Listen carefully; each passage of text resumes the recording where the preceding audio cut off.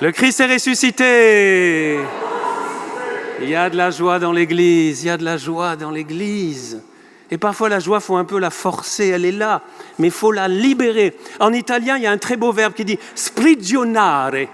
Hein, Emmanuel, ça, sprigionare, déprisonner. C'est pas français, hein. La joie, là, elle est là, elle est profonde, mais elle est emprisonnée. La vraie joie, la joie indestructible, c'est le titre de mon message. La joie indestructible, parce que tout homme, toute femme en ce monde, tout être humain désire la joie. Amen ou pas amen?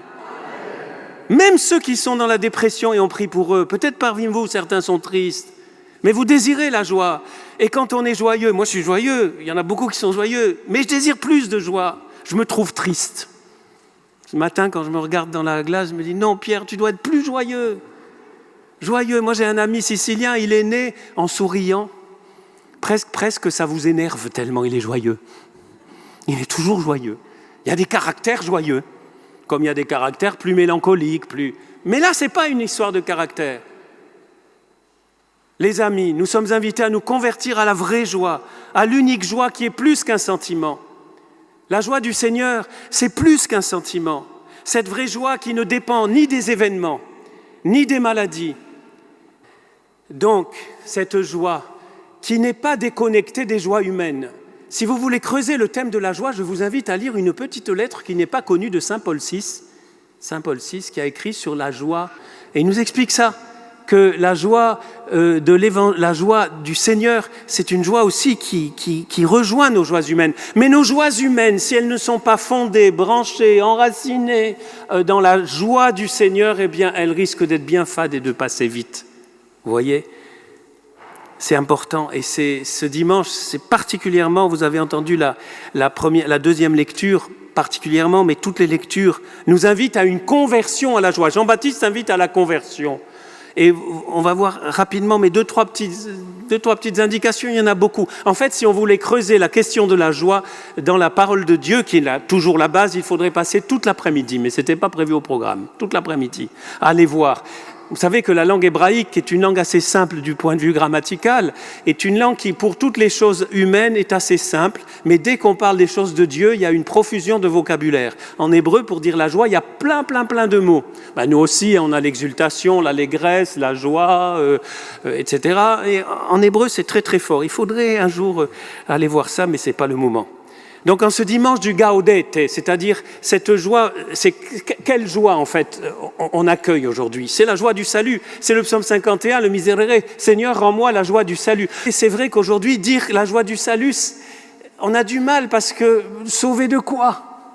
Essayez de dire à un ami qui ne connaît pas Jésus, tu es sauvé. Sauvé de quoi? J'ai tout ce qu'il faut, ou même si j'ai pas tout ce qu'il faut, de quoi Jésus me sauve? Quand on est dans des pays, je pense à Mayotte en ce moment, je pense au Liban d'où on revient, je pense à la Syrie, où il faut beaucoup prier parce que notamment les chrétiens sont en grand danger, les Kurdes aussi en Syrie, eh bien ils savent ce que ça veut dire le salut. Parce que là, il n'y a plus personne, quoi. Ils sont livrés à eux-mêmes et ils sont dans les mains de Dieu, et il n'y a plus qu'à s'en remettre à Dieu. Seigneur, sauve-nous. Vous voyez, comme Pierre qui coule sur les eaux du lac de Tibériade. Seigneur, sauve-nous. Sauve-nous. Et peut-être qu'il faut réaliser davantage, et Noël est là pour réaliser que sans Jésus, nous sommes foutus. Je fais des rimes, mais sans Jésus, nous sommes foutus. C'est vraiment le Sauveur, celui qui vient nous sauver de nos galères, qui vient nous rejoindre dans nos galères de tous les jours, et qui nous sauve non seulement du péché, bien sûr, le confesseur est encore actif là-bas au fond, si vous voulez vous confesser, il nous sauve de nos dépendances, et il nous sauve de la mort éternelle. Alors ça, on a du mal, parce que beaucoup de gens ne croient plus du tout en la vie éternelle, mais il y a ce risque-là. Donc le Seigneur nous sauve, il est venu pour nous sauver par amour. C'est la joie du salut. D'ailleurs, vous avez entendu la première lecture, pousse des cris de joie, fille de Sion, éclate en ovation. Vous savez, on pourrait citer beaucoup de phrases, c'est pas éclate en ovation. Non, éclate en ovation. Réjouis-toi de tout ton cœur, bondis. Voilà. C'est marqué, c'est pas moi, c'est la Bible. Bondis de joie, bondis de joie.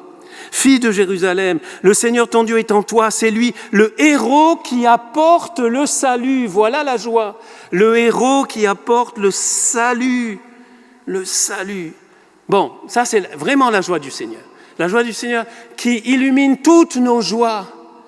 La joie d'un bon apéro, la joie d'une soirée au cinéma, la joie, avant tout ça, d'une soirée en famille, la joie d'être avec papa, maman, en famille, de laisser les portables de côté quand on est à table,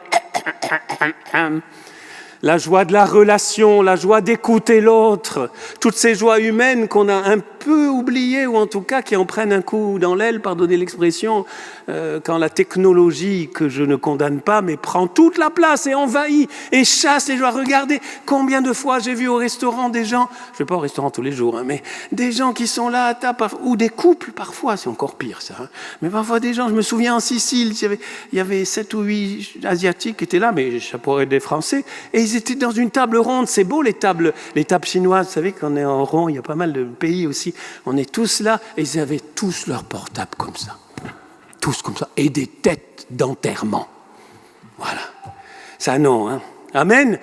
Récupérons les bonnes joies. Et ces bonnes joies, nous pouvons les récupérer grâce à la joie du Seigneur, quand on laisse le Seigneur envahir toute notre vie, quelque part, tous les domaines de notre vie, imprégné de son Esprit Saint, on va y venir pour finir, mais c'est essentiel, c'est le secret, avec 3 petites indications, parce que pour moi, la question, c'est pas tant qu'est-ce que cette joie, parce que je vous prêche des convertis, vous le savez, enfin convertis, en voie de conversion, hein, comme nous tous, mais c'est pas tant la nature de cette joie que nous connaissons, que le comment accueillir cette joie. Ça, pour moi, c'est l'essentiel. Comment faire que la joie du Seigneur pénètre toute ma vie et que, quels que soient les événements heureux ou malheureux, je reste dans cette joie. Attention, qui n'est pas toujours forcément... Je vous ai fait sourire, c'est un petit exercice, parce que ça fait du bien. Ça détend un peu les muscles, là. Il paraît que ça fatigue. Il paraît qu'on utilise moins de muscles pour sourire que pour faire la tête. J'ai pas vérifié, mais j'ai lu ça quelque part. Voilà. Donc ça fait du bien de se forcer un peu de temps en temps. Mais bien sûr que cette joie, elle n'est pas qu'extérieure. D'ailleurs, on peut être très sérieux de nature. Moi, c'est un peu mon cas, hein, sauf quand je prêche. Mais à part ça, on peut être très, très joyeux à l'intérieur. Vous savez, c'est pas une histoire d'apparence.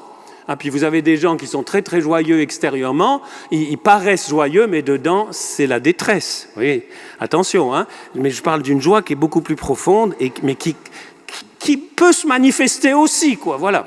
Bon, eh bien il y a 3 petites indications dans le texte, ce beau texte des Philippiens, c'est ce qui a inspiré un peu mon message ce matin. Il y a un très beau, 3 petites indications, mais il y en a beaucoup d'autres encore une fois, hein, c'est pour aller vite et pour pas trop prolonger. Que votre bienveillance soit connue de tous les hommes. D'abord, il commence en disant, frères, soyez toujours dans la joie du Seigneur. Et comme c'est pas évident d'être toujours dans la joie du Seigneur, il dit, je le redis, soyez dans la joie. C'est même un commandement. C'est un commandement du Seigneur. Et effectivement, ici, c'est un commandement du Seigneur. Soyez dans la joie. Il ne dit pas, si vous voulez, si vous vous sentez bien, si vous n'avez pas... Moi, j'avais mal à la tête ce matin, j'ai pris un cachet, bon, donc j'ai plus mal à la tête. Mais si vous n'avez pas mal à la tête, si tout va bien, si vous n'avez pas eu de deuil, soyez dans le... Non, soyez dans la joie, toujours. Toujours. D'ailleurs, dans ce chant que vous chantez, tamid, ça veut dire toujours en hébreu. Donc, soyez dans la joie, toujours, je le redis, soyez dans la joie. Alors, il continue et il nous donne des petites clés, comme on dit, pour sprigionare, pour libérer la joie qui est là. Parce qu'elle est là, la joie. C'est comme le baptême. Vous savez, le baptême, il est là, avec tous ses dons, mais c'est un don du Saint-Esprit, d'ailleurs, un des dons, la joie du Saint-Esprit. Que votre bienveillance, premièrement, que votre bienveillance soit connue de tous les hommes. Bienveillance, don, partage. Jean-Baptiste le dit dans l'Évangile. Partage avec l'autre. Tu vois, donne. Il y a plus de joie à donner qu'à... C'est Jésus qui l'a dit, c'est pas moi.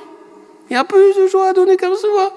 Regardez la joie des cadeaux. Moi, j'aime personnellement... je vais voir si je suis le seul à préférer faire des cadeaux que recevoir des cadeaux. Qui est comme moi et qui préfère donner des cadeaux que recevoir des cadeaux? Vous voyez? C'est 80... Les 10% qui n'ont pas levé la main, c'est qu'ils dorment. Parce que... Non, c'est pas vrai. Il y en a qui aiment bien recevoir des cadeaux aussi, hein, on aime quand même. Hein. Mais quelque part, c'est au fond, si on est honnête, au fond, on aime tellement. Alors, si c'est que votre égoïsme est encore un peu trop fort, il va falloir le... Mais on est fait pour donner. On est fait pour donner. Et c'est en donnant qu'on reçoit. Saint François d'Assise, vous voyez ? Il y a plus de joie à donner qu'à recevoir. La bienveillance, le don, le partage. On a l'occasion. Profitons-en, profitons de ce Noël, pas simplement pour, vous savez, maintenant, les cadeaux. Et alors, si jamais, je le dis, attention, je vais me mettre en colère. Non, gentiment.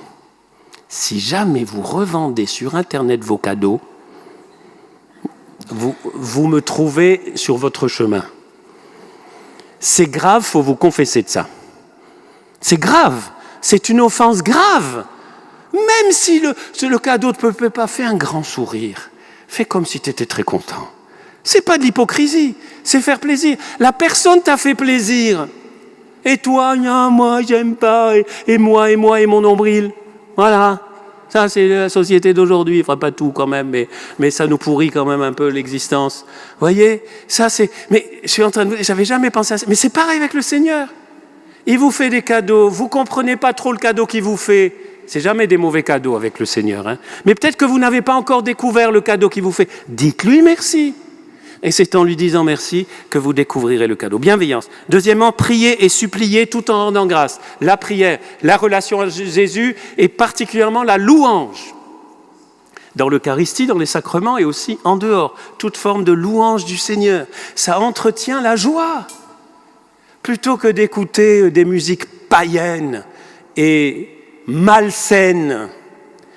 On peut écouter des beaux chants, même des beaux auteurs, des beaux chants qui ne sont pas forcément chrétiens, mais écoutez aussi de la musique chrétienne. Aujourd'hui, on a tous les styles. Vous avez depuis le grégorien jusqu'au rock et au pop rock. Vraiment, aujourd'hui, on est gâtés avec les moyens qu'on a. Ça fait du bien en faisant votre ménage, mesdames et messieurs, qui font du ménage aussi, hein. Ou en préparant le repas pour votre conjoint, votre famille. Écoutez de la belle musique, louez le Seigneur. Et si vous chantez faux, vous écoutez. Voilà. Ou vous chantez tout seul, faux, personne ne vous dira rien. Ça, la prière, la louange. On aura le 17 mai, je vous donne rendez-vous, une belle journée dans l'unité avec des temps de louange. Il y a un violoniste qui va venir de Suisse, qui est vraiment dans l'onction du Saint-Esprit, c'est trop beau, et un ami aussi au clavier. Bref, vous verrez. Louange, prière, relation. Et troisième indication, vos cœurs et vos pensées dans le Christ Jésus. Maintenir nos pensées dans le Christ Jésus. Ça ne veut pas dire être toute la journée Jésus, Jésus, Jésus, Jésus, Jésus, Jésus. Mais ça veut dire une question. Qui je mets au centre ? Qu'est-ce que je mets au centre de ma vie ? Qui est le cœur de ma vie ? Qui est le cœur de mes préoccupations ? L'essentiel. Si tout devait disparaître, qu'est-ce qui reste ? Si c'est Jésus, ça commence aussi par J, comme la joie en français. Si c'est Jésus, si Jésus est le cœur de notre vie, s'il est celui que nous cherchons à connaître tous les jours, qu'il soit dans nos cœurs, dans nos pensées, que nos pensées soient en lui, je vous assure, vous vous levez dans la joie, vous vous couchez dans la joie, et un jour, nous mourrons dans la joie.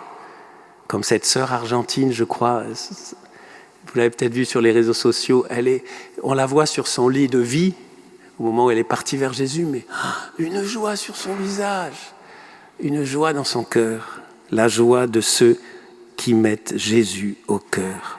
Pour finir, les amis, certains se demandent, c'est bien beau, Père, vous êtes au micro, vous faites votre homélie, c'est votre métier. Bon, d'accord. Mais concrètement dans ma vie, mais comment ? Le secret, c'est Jean-Baptiste qui nous le donne aujourd'hui. Lui vous baptisera dans l'Esprit Saint et dans le feu. Cette joie est un don à mendier comme des pauvres. Seigneur, tu m'as déjà baptisé, j'ai mon baptême sacramentel. Mais qu'est-ce que j'en fais de ce baptême ? Jésus souffle sur mon baptême, ton Saint-Esprit, pour que ce baptême soit une source de joie communicative et contagieuse. Vous savez pourquoi il y a tant de gens qui ne découvrent pas Jésus, à mon humble avis ? Je peux me tromper, hein, c'est pas du tout une critique et tout, mais je me remets moi-même en cause. Mais pourquoi parfois, comment ça se fait que les gens aient l'idée d'une église triste, poussiéreuse, ringarde et vieille ? Comment ça se fait ? Ben moi je me dis, Pierre, c'est parce que tu n'es pas assez joyeux. Parce que tu n'es pas assez contagieux de la joie. Je ne veux pas vous culpabiliser, surtout pas. Mais à mon humble avis, je pense que nous pouvons tous faire un pas dans la conversion à la vraie joie qui déborde sans que nous le voulions. Quand vous êtes dans le Seigneur, quand nous sommes dans le Seigneur, il n'y a pas besoin de grands discours. n'y a pas besoin d'une prédication, je n'ai même pas regardé la montre, mais bon, je dois être à 18 minutes. Il n'y a pas besoin d'une prédication de 20 minutes. Cette joie, c'est la joie de l'Évangile. Et je vous donne des devoirs de vacances. Parce qu'il faut être sérieux un peu. Allez lire ou relire. Je ne fais pas lever la main parce que vous risquez d'être humilié. Mais qui a lu? Levez la main dans vos cœurs. Cette belle lettre écrite par notre cher pape. Cette belle lettre qu'il a écrite en 2013. La joie de l'Évangile. Evangelii Gaudium. Gaudium, gaudete. On fait du latin ce matin. Oui, Gaudium, la joie de l'Évangile. Allez lire. Elle est un peu longue, mais essayez un peu. Vous verrez. Il y a des passages très très beaux. Par exemple, il dit « Réjouissez-vous des fruits portés par les autres. Ne vous laissez pas voler la joie. Ne vous laissez pas voler la joie de Jésus. » Pierre, arrête-toi. Oui, je vais m'arrêter. Donc, la joie, elle est un don du Saint-Esprit. Ça, c'est le secret des secrets des secrets. S'ouvrir au Saint-Esprit. Parler au Saint-Esprit. Avoir une relation au Saint-Esprit. Tous les jours, plusieurs fois par jour. Dire « Saint-Esprit, remplis-moi. Saint-Esprit, tu es en moi. Je t'accueille. Saint-Esprit, waouh !» Et vous verrez. C'est pas un truc psy, vous verrez. Parce que le Saint-Esprit, c'est pas un truc psy. Le Saint-Esprit, c'est une personne. Je vous signale, je le rappelle au cas où on est oublié. Ce cher Saint-Esprit, la personne inconnue de la Trinité, comme disait Benoît XVI. Le Saint-Esprit qui est Dieu, qui nous permet d'être là ce matin, qui va descendre, qui va traverser ses mains, les mains de Joachim aussi. À chaque fois, moi, j'ai peur de cramer, mais non, ça ne brûle pas. Il vient avec puissance. Il vient dans nos cœurs. À un moment, écoutez la prière eucharistique. Le prêtre invoque l'Esprit Saint sur toute l'assemblée. Il est là. On ne le voit pas. Il est imperceptible.